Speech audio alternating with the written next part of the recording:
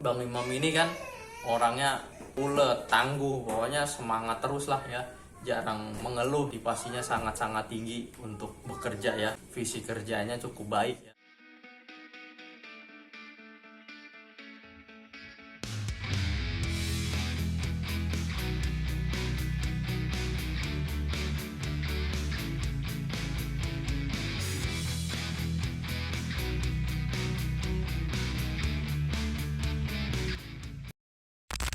Oke, assalamualaikum warahmatullahi wabarakatuh. Balik lagi tentunya di channel saya.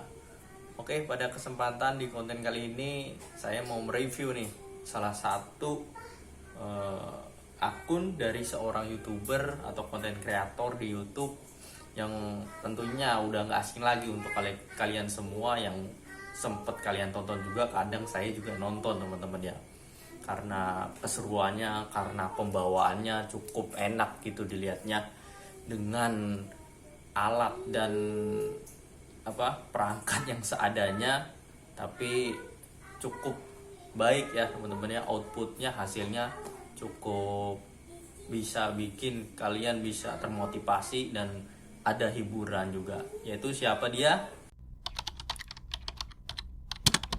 Simak sampai selesai supaya nggak gagal paham. Konten kali ini saya akan mereview akunnya Bang Imam Cage. Cara dia, pola apa yang dipakai, tentunya teman-teman udah tahu lah ya. Nah, Bang Imam Cage ini, atau Bang Imam lah sebutnya, Bang Imam ini pakai mode auto beat teman-teman. Dan belakangan ini saya lihat nggak seperti dulu ya cara mainnya. Perbedaannya apa Bang?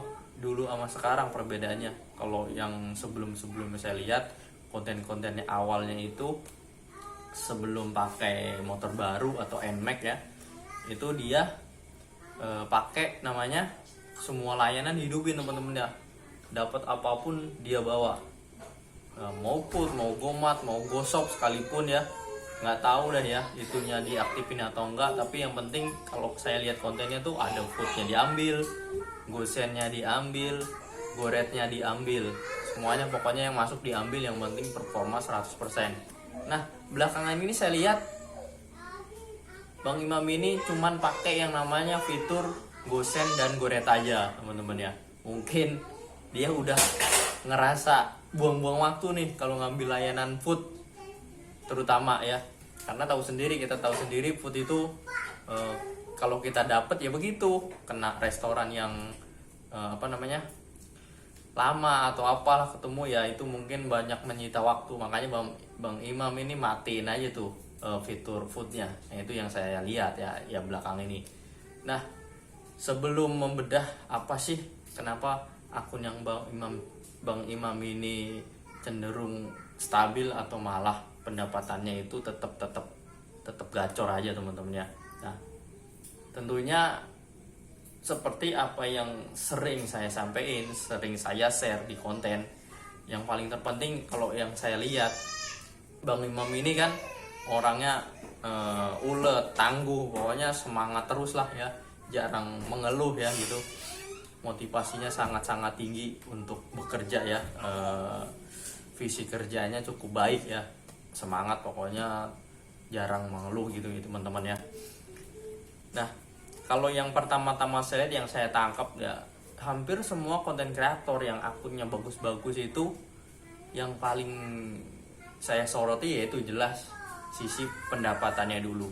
Nah, dari sekian banyak konten kreator yang emang akunnya cenderung bagus, cenderung baik dan stabil, jarang, nggak pernah gagu, malah anyep pun ya anyep biasa aja, anyep dalam segi yang wajar, nggak terlalu anyep sampai turun hanya 100.000, 150.000, enggak.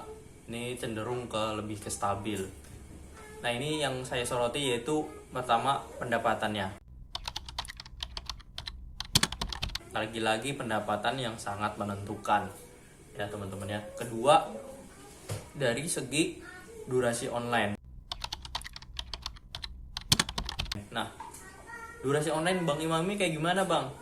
Yang saya tangkap ya sekitar 10 jam sampai 12 jam rata-rata teman-teman ya.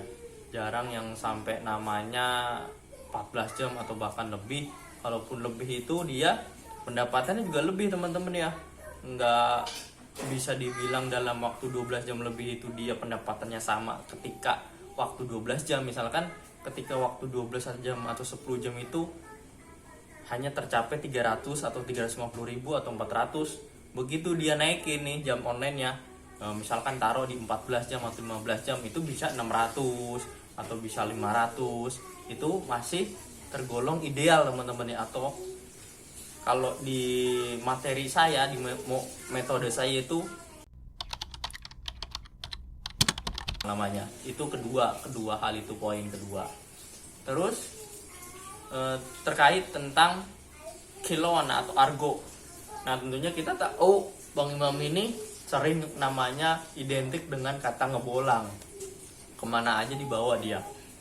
Jadi cenderung kiloannya atau argonya ini kakap teman-teman, atau bahkan paus ya teman-teman. Pernah sekali konten ini, satu konten hanya dia bahas, yaitu kalau nggak salah waktu itu kemana ya, ke Karawang ya, sampai 200 berapa gitu saya lupa, pokoknya sekitaran 200 ribu ya teman-teman ya. Nah itu jadi salah satu contoh kenapa akun Bang Imam ini sudah terbentuk dengan sendirinya jadi kakap. Tapi bukan dengan sendirinya teman-teman ya. Tentu kita tahu kalau Bang Imam kan ini suka namanya langsung pakai trip searah atau TS langsung ke Fatmawati. Nah, kenapa saya tahu? Karena saya nonton teman-teman ya. Nah, saya nonton TS-nya sering ke Fatmawati, jadi sering dapatnya ke arah-arah sana terus gitu. Jadi dari Bekasi ke Fatmawati kan, nah pasti argonya cukup tinggi. Nah dari situ kiloan atau argonya itu cenderung akap, cenderung long trip. Dari proses itu, meskipun Bang Imam nggak nyortir. Nah teman-teman mungkin bisa menerapkan cara ini kalau yang nggak mau nyortir, masih autobid, bisa lakukan cara ini kalau main kakap ya teman-teman.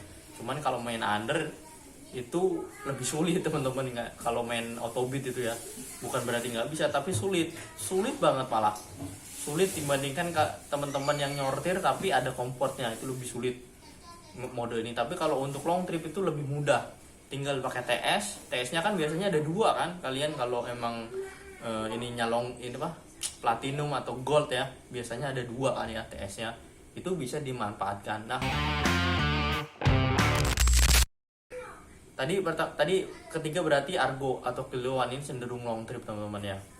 Mau kemana aja dibawa, mau ke Tangerang lah, mau kemana, mau ke Bogor, mau ke Cikarang, dia bawa aja semuanya gitu teman-teman ya.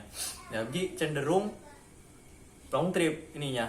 Dan satu lagi, Bang Imam ini sebelumnya kan pakai yang namanya motor yang non komport ya. Itu bisa jadi alasan kenapa Bang Imam Cage ini Bang Imam matiin footnya, karena fitur comfort ini cukup membantu teman-teman ya, cukup membantu akun ini cenderung lebih ke long trip. Karena apa?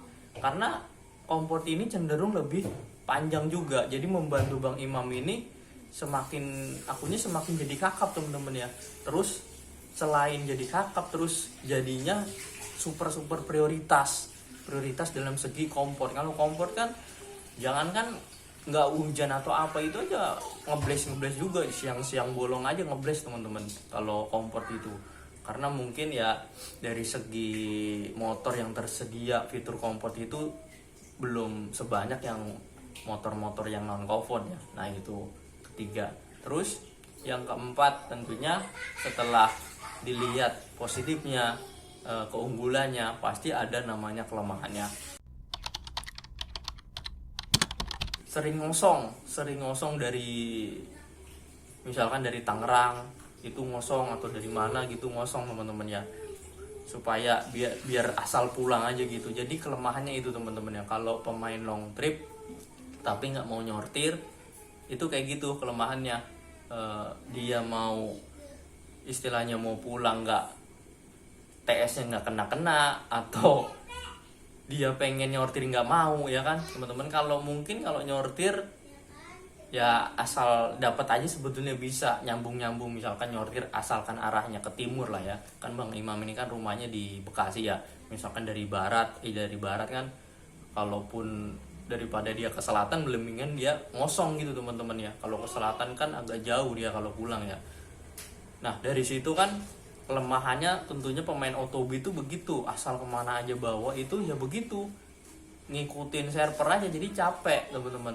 Selain kelemahan itu, terus kedua kalau pemain semuanya sikat itu nggak nggak nyortir, nggak manual beat, itu ya udah pasti mau nggak mau, suka nggak suka, pasti yang namanya ketemu area macet. Nah emang namanya kita ngebeat sih nggak ada alasan kayak gitu ya, cuman kalau secara namanya kita disediain fitur manual beat kan, salah satu fungsinya itu fleksibilitas itu. Nah itu mungkin yang nggak ada di Bang Imam Cage. Nah karena nggak tahu memang visinya kayak gitu, prinsip cara kerjanya dia begitu, ya udah ya kita respect aja, itu pilihan ya teman-teman yang main long trip, main nyortir itu juga pilihan. Jadi kita ya udah saling menghargai aja, ngerespect, pasti salah satunya ada kelemahannya. Dan bukan berarti yang manual beat itu lebih unggul, enggak, tergantung pemahaman kita. Jangan disangka yang manual beat itu lebih mudah daripada auto beat, karena yang manual beat itu perlu namanya banyak pemahaman, timing kapan harus nyortir, kapan harus enggak, itu jauh lebih banyak materi yang harus kita serap, harus kita punya bekalnya itu harus lebih banyak dibandingkan yang auto beat.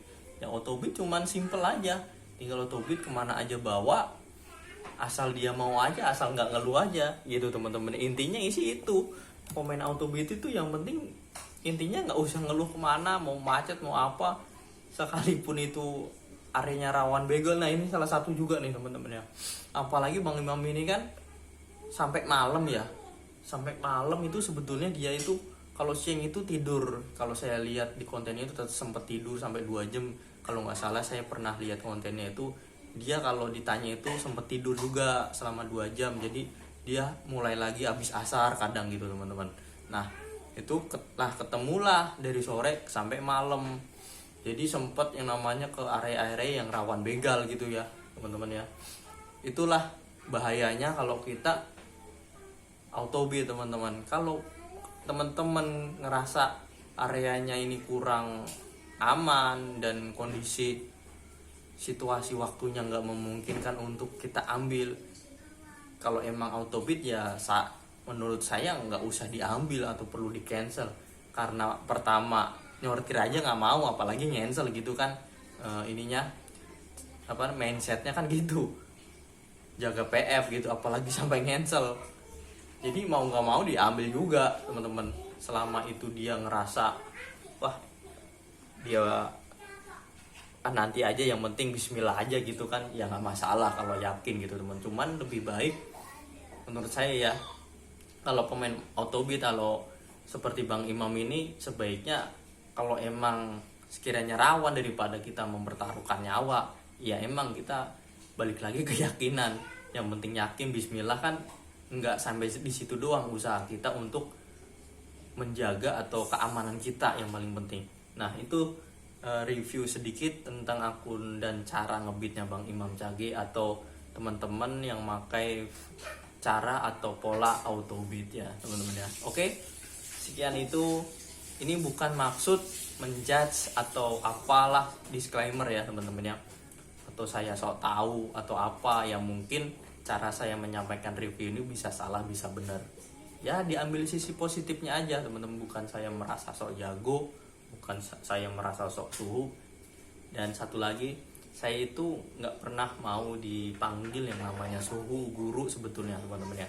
Cuman kalau teman-teman udah terlanjur bilang ngebikin status itu, ya mau gimana lagi ya, saya hanya menghargai aja. Cuman dalam hati saya atau saya pribadi lebih baik manggil saya Bang Bud, Bang Budi, Mas Budi atau Mas Bud, itu saya lebih suka di situ. Bukan berarti saya ngelarang kalian buat manggil saya guru atau suhu atau apalah.